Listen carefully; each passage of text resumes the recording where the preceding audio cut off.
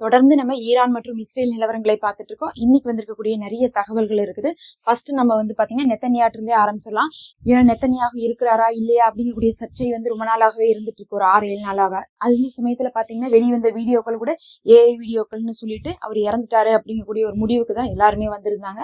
இந்த நிலைமையில பாத்தீங்கன்னா நேற்று இரவு மறுபடியும் நெத்தன்யாஹு ஒரு வீடியோ வெளியிட்டு இருக்காங்க இஸ்ரேல் தரப்புல இருந்து. அதுல நெத்தன்யாஹு கையை காமிச்சு எனக்கு பாருங்க 5 விரல் இருக்குது அப்படிங்கிற மாதிரி என்ன பண்றாரு, எனக்கு 5 விரல் இருக்குன்னு சொல்லிட்டு அந்த ஒரு ஏஐ வீடியோல வந்தது நான் கிடையாது, அது பாத்தீங்கன்னா டூப்ளிகேட் பண்ணிருக்காங்கன்னு சொல்லிட்டு தன்னுடைய கை விரல் எல்லாம் காட்டுறாரு. காட்டினதுக்கு பிறகு பாத்தீங்கன்னா கையில காஃபி வச்சு குடிச்சிட்டு இருக்காரு. அவர் காஃபி ஷாப்ல தான் இது எடுத்திருக்காங்க. அங்க ஒரு பொண்ணு காஃபி எல்லாம் கொடுக்குறாங்க. அந்த பொண்ணு வேற இன்னைக்கு கொஞ்சம் வைரல் ஆயிடுச்சு. அதுக்கப்புறம் பாத்தீங்கன்னா இந்த காஃபியை வச்சு குடிச்சிட்டே இவர் பேசிட்டே இருக்கிறாரு. அந்த மாதிரி ஒரு 5 நிமிஷம் பேசிட்டு வீடியோ விளைந்திருக்கு. ரொம்ப ஒன்றும் முக்கியமானதெல்லாம் பேசல, சும்மா பாத்தீங்கன்னா அந்த ரூமர்ஸ் தான் அப்படிங்கிற மாதிரி என்ன பண்ணிருக்காரு, நான் உயிரோட தான் இருக்கிறேன் அப்படிங்கிற மாதிரி காமிச்சிருக்காரு. இதுவரை எல்லாருக்குமே இவர் ஒன்னா ஹாஸ்பிட்டல்ல இருக்கணும் இல்லாட்டினா இறந்திருக்கணும் அப்படிங்கிற மாதிரி டவுட் இருந்துட்டு இருந்துச்சு. இந்த நிலைமையில இந்த வீடியோ வந்திருக்கு. இதை கூட பாத்தீங்கன்னா சிலர் ஏஐயா இருக்கலாம் அப்படின்னு சொல்லி சொல்றாங்க. அந்த காஃபி கிளாஸ்ல இருக்கக்கூடிய காஃபி கொஞ்சம் கூட பாத்தீங்கன்னா ஆடவே இல்லை, அது தத்ரூபமாவே தெரியல அப்படின்லாம் சொல்லிட்டு இருந்தாங்க. இருந்தாலும் நம்மளை பொறுத்தளவு கேட்டீங்கன்னா ஒரு ஏஐ வீடியோ விட்டு கூட மாத்துவாங்க, 2வது தடவை ஏஐ வீடியோ விட்டு மாட்ட மாட்டாங்க யாரும். அப்ப பார்க்கும்போது 2வது தடவை வீடியோ வெளியிட்டு இருக்கிறத வச்சு பார்க்கும்போது கிட்டத்தட்ட உயிரோட தான் இருக்கிற மாதிரி தெரியுது. ஆனாலும் ஏன் செக்யூரிட்டி கவுன்சில் மீட்டிங்க்கு வரல, அதுக்கப்புறம் ஏன் வெளிப்படையாக எல்லா இடத்துலயுமே 4-5 நாளைக்கு முன்னாடி வரையும் அந்த 7 நாளைக்கு முன்னாடி வரையும் பாத்தீங்கன்னா நேர்ல போயெல்லாம் கள ஆய்வுலாம் செஞ்சுட்டு இருந்தாரு. இந்த மாதிரி பல தடவை செஞ்சுட்டு இருக்காரு. இவர் என்ன பண்ணுவாருன்னா பங்கர்ல இருந்து வருவாரு, கள ஆய்வை மேற்கொண்டு விட்டு மறுபடியும் பங்கருக்குள்ள போயிருவாரு. இவர் பயந்து ஒளிஞ்சிருந்தாலுமே அப்பப்ப கெத்தா இருக்கிற மாதிரி காமிச்சுக்கணும்னு சொல்லிட்டு என்ன பண்ணுவாரு, பில்டிங் ஸ்ட்ராங்கா இருக்கிற மாதிரி காமிச்சுப்பாரு. அப்பப்ப பார்த்தா வெளியே வருவாரு, எங்கேயாவது தோன்றுவாரு, போட்டோ எடுப்பாரு, வீடியோ எடுப்பாரு, லைவ் வீடியோவா போடுவாங்க. அதுதான் முக்கியம். அதுக்கப்புறம் பாத்தீங்கன்னா எங்க போவாருன்னே தெரியாது. பக்கத்து நாடு கூட போய் என்ன பண்ணுவாரு, பங்கர்ல ஒளிஞ்சுப்பாரு. தாக்குதல் நடத்தும் போது, தாக்குதல் நடத்துறதுக்கு முன்னாடிதான் வெளியே வருவாரு. தாக்குதல் நடத்துறதுக்கு பிறகு பாத்தீங்கன்னா எல்லாம் முடிச்சதுக்கு பிறகு மறுபடியும் நான் தைரியமா தான் இருக்கேன், உள்ளூர்லதான் இருக்கேன்னு சொல்லிட்டு காமிச்சுப்பாரு. ஆனா இப்ப ஏன் இந்த காஃபி ஷாப்ல போட்டோ எடுத்திருக்காரு, அங்கிருந்து ஏன் வீடியோ வெளியிட்டு இருக்காருங்கிறது கூட பாத்தீங்கன்னா ஒரு பெரும் கேள்வியா போயிருக்கு. நம்ம அதெல்லாம் பொறுத்திருந்தா பாக்கணும். ஆனா இப்ப பாத்தீங்கன்னா ஏதோ அடிபட்ட மாதிரிலாம் இல்ல, ட்ரீட்மெண்ட் எடுத்துருக்க மாதிரிலாம் தெரியல. அவங்க ஃபுல்லாவே கவர் பண்ணி தான் இருக்கிறாங்க. இருந்தாலும் நின்றுட்டு பேசிட்டு இருக்காரு. அதனால பாத்தீங்கன்னா வெளிப்படையா பார்க்கும்போது அடிபட்ட மாதிரிலாம் எதுவும் தோணல. அது இல்லாம பார்க்கும்போது அந்த காஃபி ஆடல, அந்த கப்பு சிந்த கூட இல்ல, அப்படியே கொஞ்சம் கூட அசையாம அந்த காஃபி நிக்குது பாரு அப்படின்லாம் சில சொல்றது எப்படி இருக்குன்னா, அது கேப்பச்சினோ, அது பாத்தீங்கன்னா நுர மாதிரி இருக்கும். அது நம்மளுடைய காஃபி மாதிரி இருக்காது. நம்ம பாத்தீங்கன்னா தண்ணியை தான் பாலுன்னு நினைச்சு குடிச்சிட்டு இருக்கோம். அதுதான் பாத்தீங்கன்னா நடந்தா சிந்தும், சிரிச்சா கூட சிந்திரும். ஆனா அது அப்படி இருக்காது. அதனால கூட அது என்ன இருக்கலாம், அது நான் ஒரு ஆம அப்படியே ஸ்டேபிளா இருந்திருக்கலாம். இப்போதைக்கு பார்க்கும்போது நெத்தன்யாஹு உயிரோடு இருக்கிற மாதிரி தான் தெரியுது. இருந்தாலும் பலரும் பலவிதமான கேள்விகளை எழுப்பியிருக்காங்க. காஃபி ஷாப்ல இருந்து வீடியோ போட்டதுக்கான காரணம் என்ன அப்படிங்கிறதும் இன்னைக்கு ஒரு சச்சரவா மாறி இருக்குது. இதை பத்தி ஏதாவது மேலதிகமான தகவல் வந்தா நம்ம அதை பத்தி அப்புறமா தெரிவிப்போம். அடுத்தது இன்னைக்கு துபாய் என்ன பண்ணிருக்காங்க, வச்சு செஞ்சிருக்காங்க. துபாய் முழுவதும் அங்கங்க தாக்குதல்கள் நடத்தப்பட்டுட்டே இருந்திருக்கு.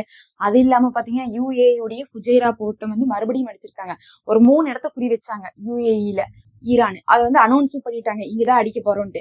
அதுல பாத்தீங்கன்னா ஃபுஜைரா போர்ட்டை ஃபர்ஸ்ட் அடிச்சிட்டாங்கன்னா அதை விட்டுருவாங்க, அடுத்து 2 தான் அடிப்பாங்கன்னு பார்த்தா மறுபடியும் இன்னைக்கு என்ன பண்ணிருக்காங்க, ஃபுஜைரா போர்ட்டுக்கே ஒரு தாக்குதலை போட்டிருக்காங்க. ஐடியாவை மாத்தி டெக்னிக்கை மாத்திட்டு அரபு நாடுகளை வச்சு செஞ்சுட்டு இருக்காங்க.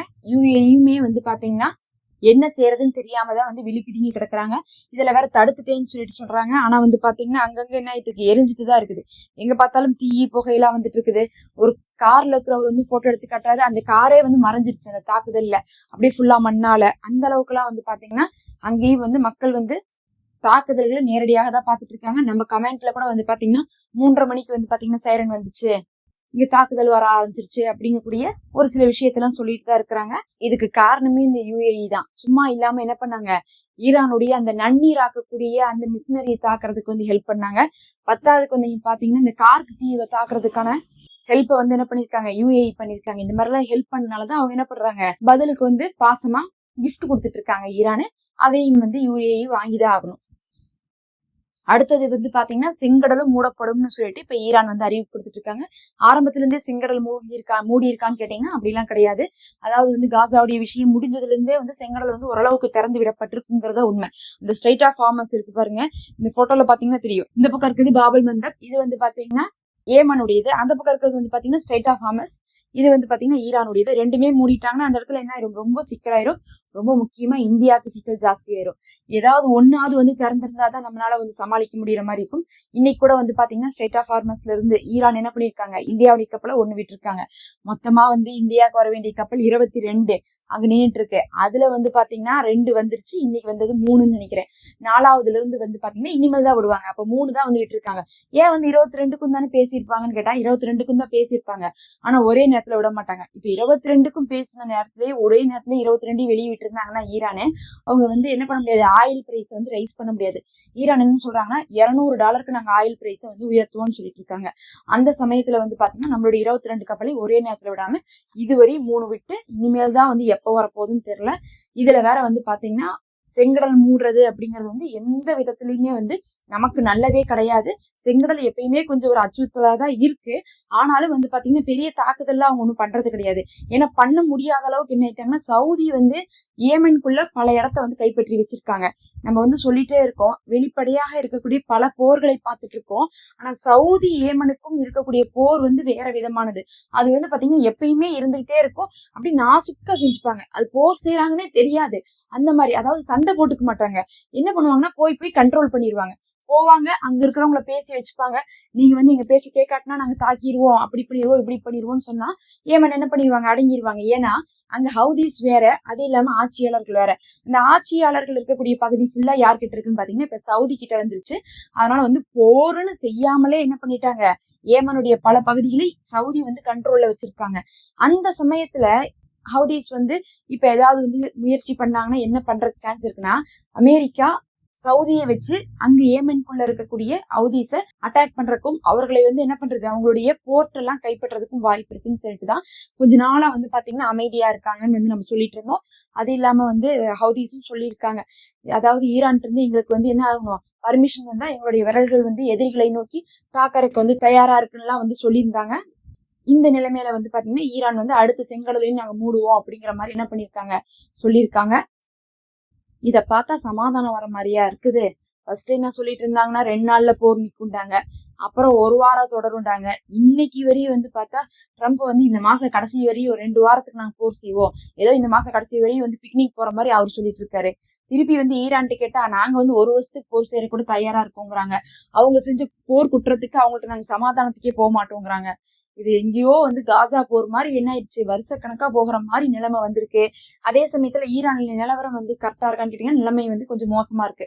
ஏன் நிலைமை ரொம்ப மோசமா இருக்குன்னு பார்க்கும்போது, தாக்குனாங்க பாருங்க, எண்ணெய் வயலாக தாக்குனதுல ஃபுல்லா வந்து அட்மாஸ்பியர் ஃபுல்லாவே என்ன ஆயிடுச்சு, பொல்யூட் ஆயிடுச்சு.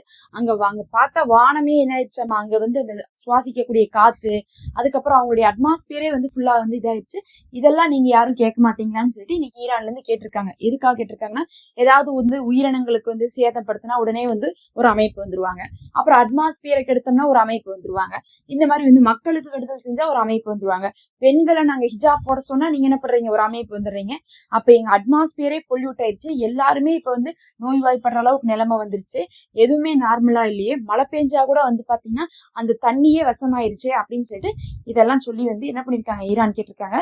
ஒரு விஷயத்தை கவனிச்சு பார்த்தா தெரியும், பிரிக்ஸ் நாட்டுல முக்கியமான நாடாக இருந்த ஈரான பிரிக்ஸ் நாடுகள் மாநாடு கூட கூட்டாம தான் இன்னும் வச்சிருக்காங்க. அதே மாதிரி வந்து பாத்தீங்கன்னா இன்னொரு பக்கம் வந்து இந்த மாதிரி எவ்வளவு அநியாயங்கள் நடந்தாலும் குரல் கூட கொடுக்கறதுக்கு ஆள் இல்ல. காசா விஷயத்திலயும் யாரும் நல்லதெல்லாம் செய்யல, இருந்தாலும் ஏதோ அங்கங்க குரல் கொடுத்த மாதிரி இருந்துச்சு. ஆனா ஈரான் விஷயத்துல குரல் கொடுக்கறது கூட ஆள் இல்லாம இருந்துட்டு இருக்குது. ஈரான் இதை பொறுத்தளவுக்கு வந்து பாத்தீங்கன்னா தனித்து நின்றுதான் வந்து சண்டை போட்டுட்டு இருக்காங்க. இதுல வந்து பாத்தீங்கன்னா ஒரு பக்கம் ரஷ்யாவும் வந்து சைனாவும் சப்போர்ட் பண்ணிட்டு இருக்காங்க. இதுல வந்து பாத்தீங்கன்னா ரஷ்யாவுக்கு பெரிய லாபம் இருக்கு இந்த போர்ல. ஏன்னா இவங்க எல்லாத்தையும் மூடி வச்சனால ரஷ்யாட்ட எல்லாருமே எண்ணெய் வாங்கக்கூடிய நிலைமை வந்திருக்கு.